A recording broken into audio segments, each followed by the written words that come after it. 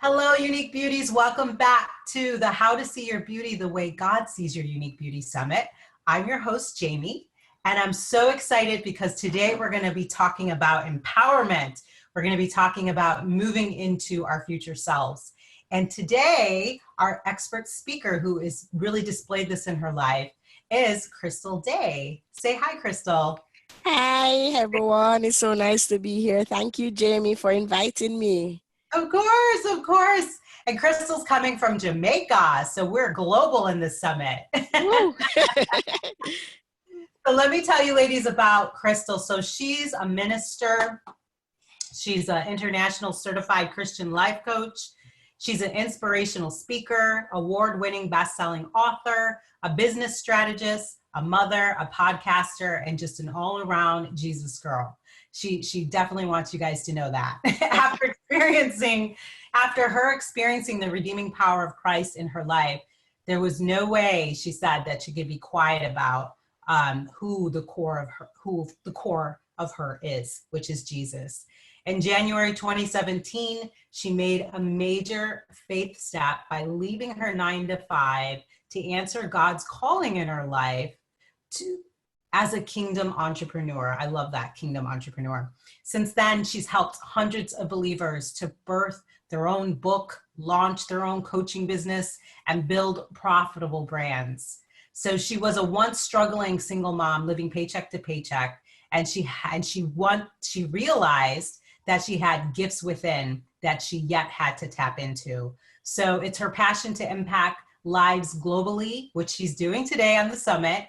And she's been able to build businesses that allow her to share her message through speaking, coaching, and writing. So Crystal, thank you so much for being a part of the summit. Again, it's truly, truly my pleasure. When I see the lineup, I'm like, this must be God, you know? So I thank you for this opportunity. And I thank you for your obedience to answering God's call on your life too. Oh, thank you. Oh, I just love your humble spirit. It's so beautiful. Okay, so first question, we're going to dive in. So you went from being a struggling mom, single mom, living paycheck to paycheck, to a successful entrepreneur. So I'm wondering, what made you shift from looking at your external circumstances to looking inward, to finding the gifts that you said that you were able to tap into?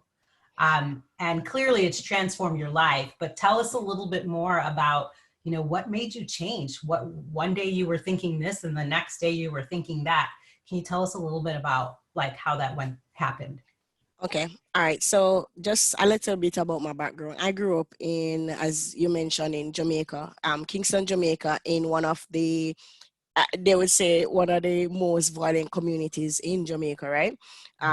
So I'm used to crime and violence. I'm used to what we call the inner city life, where girls get pregnant at age 14. A lot of the boys choose to do guns instead of school. But for some reason, and it's a divine reason that the Lord had blessed me with the parents that I had, that instilled from a young age that education was the only way out of the inner city. So if I ever wanted to be different, I would have to choose education. And that's what I did. So I did all the right things. I went through high school. I did very well. I graduated. I started to work part-time. I worked full-time and went to school to do my degree part-time, got a job. And in the midst of it, I'm struggling, but I kept going. I was very motivated to keep going. By the time I had a child, of course, while you felt like you did the right thing, it's almost like you still were. I felt like I was still struggling financially, even though I had a decent job, even though and one of the things that I felt too is that I had passions.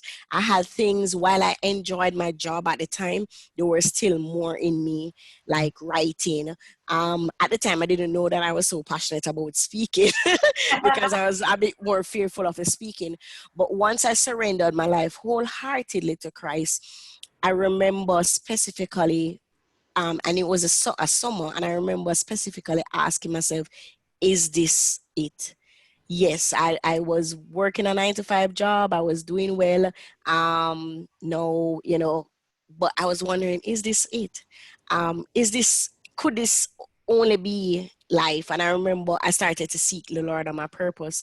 And it was through that season of seeking the Lord, what my purpose is. Then he showed me, or he just kind of, because and we should know that God has placed the gifts in us, but a lot of time life happens and it gets buried. And it's through that season then I realized how much I enjoyed motivating and encouraging others. It was through that season I realized that I had a story. I've never been told that I had a story. And I remember also reading Rick Warren's book, Purpose Driven Life, and he shared about having a life message.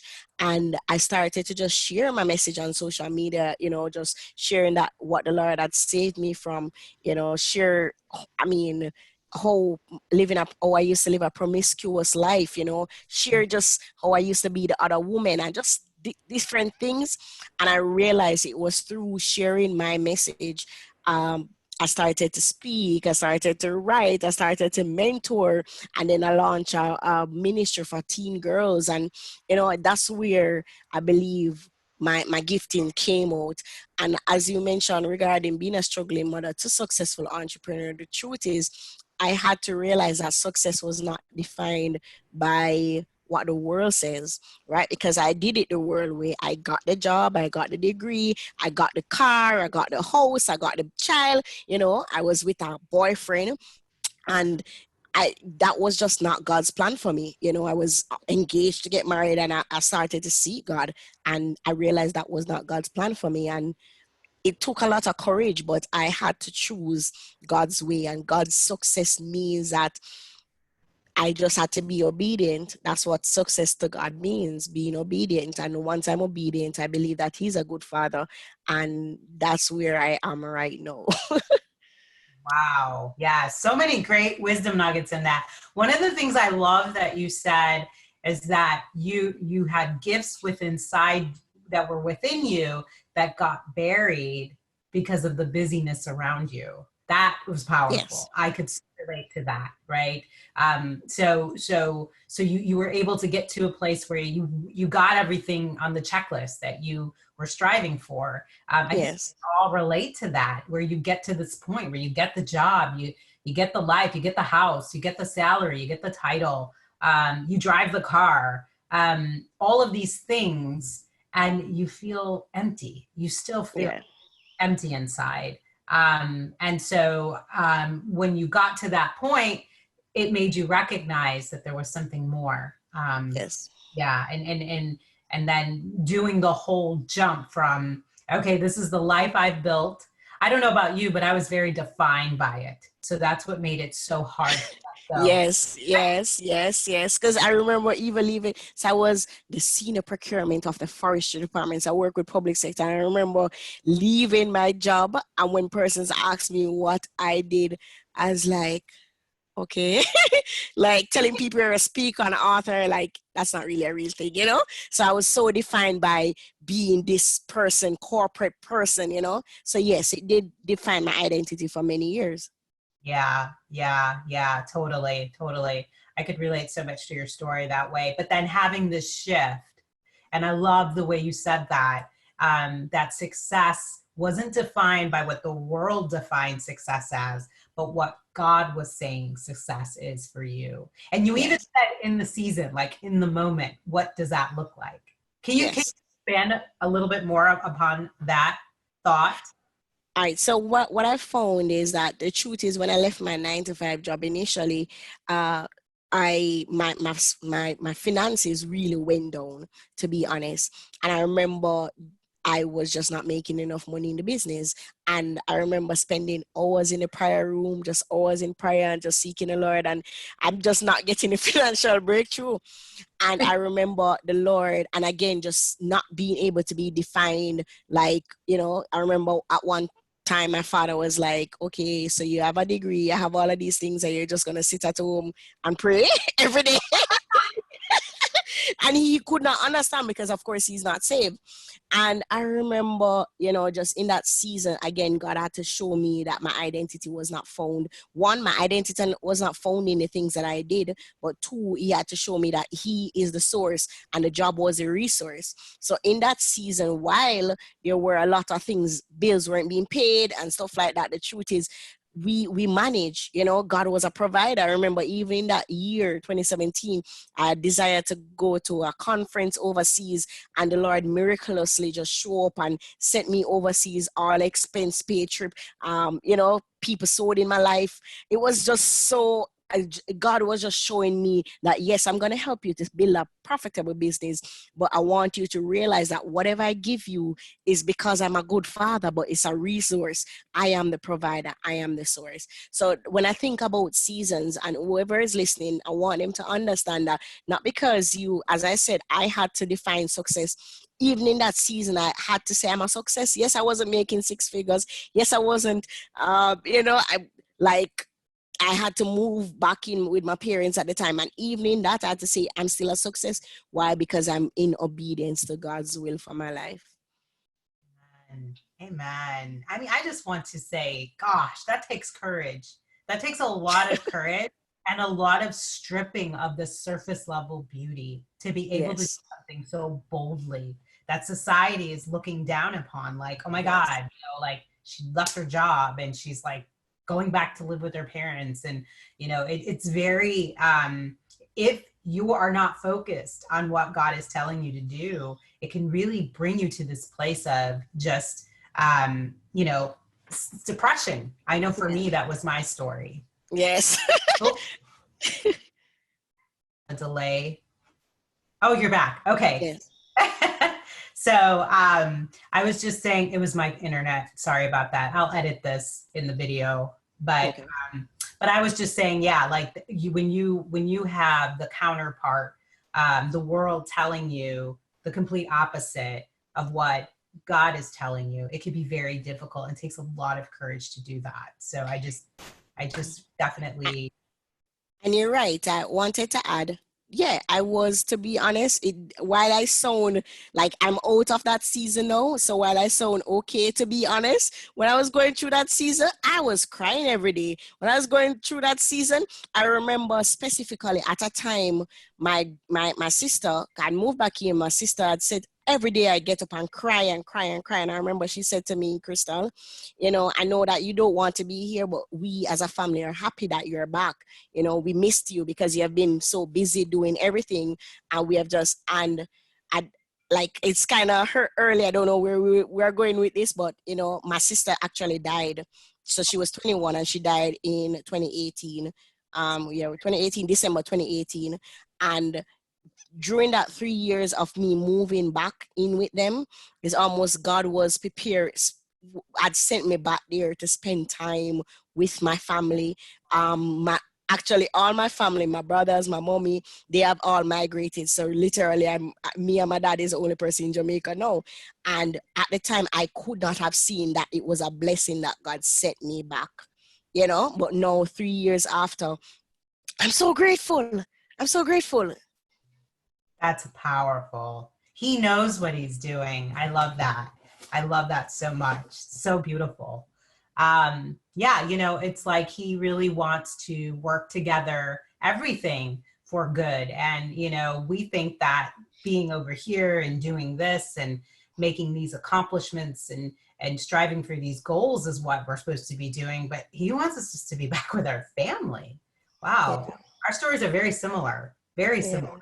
And it's like, you know, in the midst of building something new, birthing something new, you're restoring relationships and you're building, you know, his kingdom. And that's success. That's huge success. Yes. Success. So, wow, that's a powerful testimony. Thank you. So I talk about multidimensional beauty, which is very much purpose-driven beauty. It's intentional. It's the complete opposite of surface-level beauty. And one of the things I teach when I coach women is that God placed inner beauty seeds within us. that it's time that, you know, we really take time to reflect and go inward to see what they are. And those are things from your curiosity, what makes you curious in life, your gifts, your passion, your purpose, your dreams. You talked a little bit about that, you know, when you said that those things got buried because life was busy.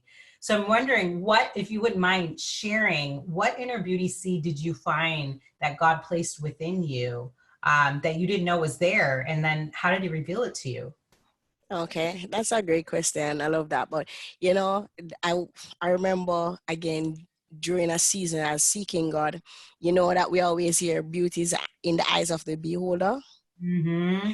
And I remember the Lord said that is not true. Beauty is in the eyes of the creator. Ooh, Because sometimes love that.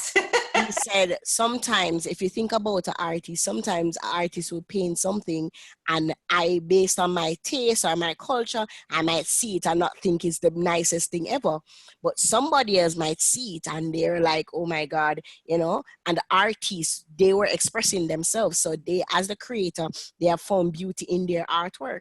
And I remember the Lord had to show me, because I struggled a lot with insecurity. I struggled a lot with, especially regarding ministry, and you know, feeling like I wasn't good enough. And the Lord had to show me that I don't need to be looking at what people are saying or what I I'm beautiful because, and I'm worthy and I'm equipped and I'm anointed because he has done that for me as my father. So one thing I learned about my personal inner beauty is that I love people. I love to inspire people, however that looks in our season. Um, so the truth is, I would not have realized that. I really love to inspire people because doing a 9 to 5 job, especially doing the procurement and doing accounting, which is what I was doing, you find that it's not, I did not, it wasn't about helping people. It was about numbers and sticking to the books and, you know, just doing that. And if the Lord had not kind of slowed me down and say, you know, what are you passionate about? You're passionate about teenage girls. You're passionate about inspiring people to walk out their dreams. And I remember he sent me to some journals years when I was teenagers. And I was basically coaching people in high school. So I would be that teenage girl that would write and tell my friends, you know, what 5 years from now, what is it that you want to become? You know, for example, they're struggling with something like what I'll ask them to write, what their top lesson is. These were coaching and inspiring skills that I had from I was a child, you know. But I did not. So I think that's one of the beautiful things that the Lord had showed me about myself. How I love people and I love to inspire people, however that looks, whether it's through writing books, coaching, speaking, mentoring, however that looks. Yeah, I love that. That so speak to the idea that our passion is for us, but our purpose is for others, and it's how our passion. So I can see the passion and I can see the fulfillment when you're talking about inspiring others and using those gifts. And then I'm sure on the recipient end, they're just being transformed by that gift. You know, they're hearing for the first time that they could do something that they never thought they could. Yes. And so I think it's so beautiful the way God interweaves those inner beauty seeds to really fulfill you and then also to help and serve others. I think it's so beautiful, so beautiful. Mhm. Yes. I was I was doing my research on you as a speaker, and I was reading through your blog, and I came across the post you did recently about the Netflix series Self Made, which was based on the story of Madam C.J. Walker. I absolutely loved that Netflix show. I watched the whole thing in one setting. I was Yes. over. I was like, oh, it's over. It's so good. Yes. And you wrote up like 3 lessons you learned from that, watching that Netflix series. And one of the things you talked about was the power of focus. You said the power of focus will accomplish our goals faster. Um, what do you find in your personal life to be distractions, and how do you deal with distractions to regain focus and clarity? Oh Lord. So while watching that movie, as you said, it really was a powerful movie. And while watching it, at the end, you could just see her having the focus in one main thing, which was supposed to be, you know, a top beauty personnel, right? And the question that you asked, you know, for me, I have had many distractions. I think social media to an extent, because I love social media, I'm good at it, and it's a part of my ministry. That, but there are times that I find that I am comparing myself, looking at what other persons are doing. Another part I feel like for me is a distraction is that I have multiple ideas. So I'm a creative. So I'm always popping with ideas, and I would be working on something, and in the middle of it, I get an idea, and then I stop. And sometimes the Lord sometimes He's giving you seeds. And you are so distracted to pursue that thing in the wrong season. So that's one of my other distractions, I would definitely say. So between social media and just overall, you know, the comparison, but also just being bombarded with different ideas and knowing when to kind of say no. This is not it. This is not the season. Just write it down, put it down at a later date. So that's part of it. And also, to be honest, I do strive with being multitask. So it's very hard for me to just be doing one thing, right? So that's a confession. However, I've been dealing with it though.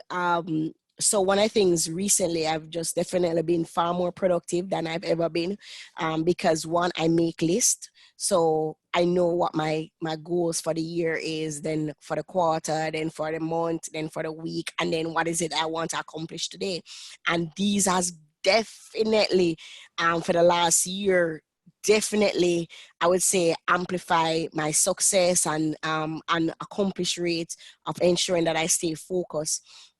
So there are projects that I have in mind, but I'm like, okay, first quarter, no, because I know that I need to that for this quarter. So having different lists, goal list, and of course these are lists because we write them in pencil, because we know that sometimes God comes with different ideas and different things that we want to start. But that's definitely been a blessing for me to help me with the distraction and just time slots, you know, regarding social media. So for example, I have power hour as an entrepreneur, and these are tips I give in persons if you're, you know, working a 9 to 5 job, especially at trying to build a business or ministry. I have power hour where I put my phone like far and just spend the hour focusing on one task. So those have been helpful in terms of dealing with distraction. I've seen how my business has grown because not that I'm not distracted, but because I'm able to be less distracted. Yes. Yes. I love that. I love that. So the follow-up question to that is, so how has being focused changed your output in life? Definitely. Like, so even on Instagram, so each month I post my goals. So at the beginning of each month I post the things that I accomplish, you know, just as a post to encourage persons.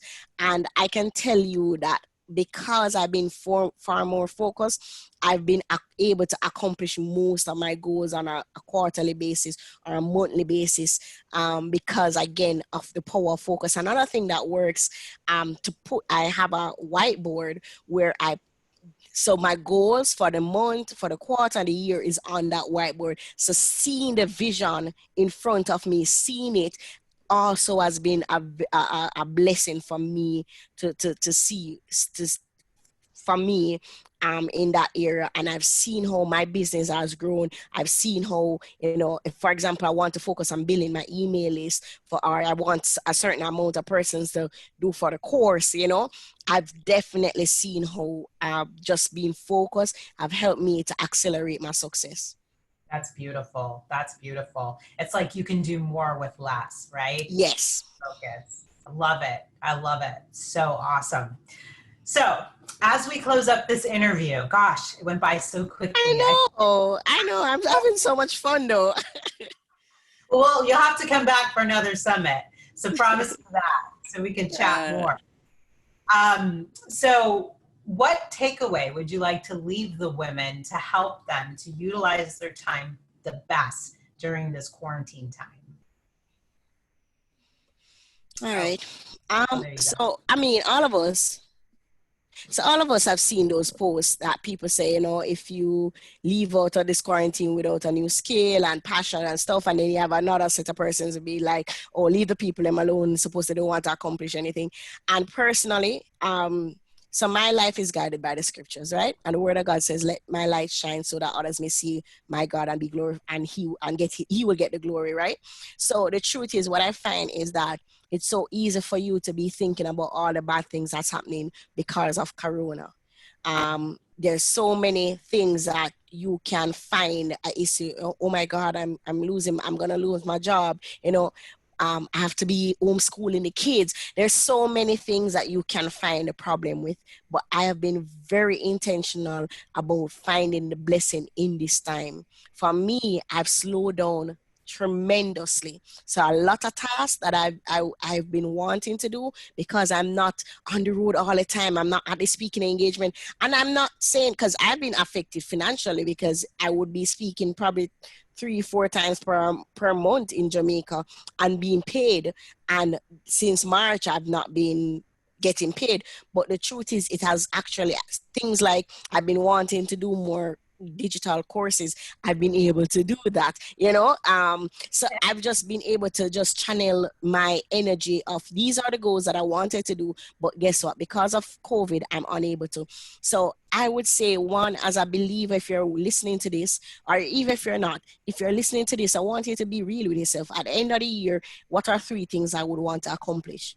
What are 3 things that I would want to, if I want to write a book, okay, I can spend 1 hour per week to research self-publishing on YouTube, or, you know, to buy a course and spend. So I believe that there is power right now in this time of, even in this time, for people to just dig into their giftings, dig into their passion and pursue that. And understand, one of the things I learned very quickly in my Christian walk was that when I shine, when I do what God has called me to do, it you'll be amazed by the lives that will be impacting. And Jamie, I'm sure you can agree to this.